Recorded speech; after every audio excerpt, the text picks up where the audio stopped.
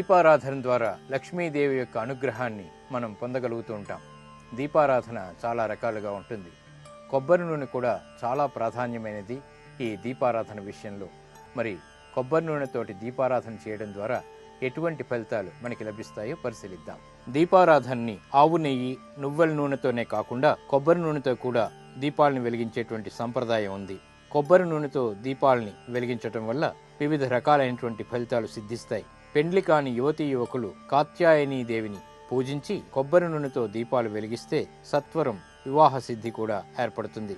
మంగళవారం నాడు షణ్ముఖునికి కొబ్బరి నూనెతో దీపారాధన చేస్తే కుటుంబ సౌఖ్యం ఏర్పడుతుంది. రావి చెట్టు క్రింద ఉన్నటువంటి జంట నాగుల దగ్గర కొబ్బరి నూనెతో దీపాలను వెలిగిస్తే జీవితంలో ఎదురయ్యేటువంటి ఆటంకాలు తొలగుతాయి, సర్పదోషం కూడా తొలగుతుంది.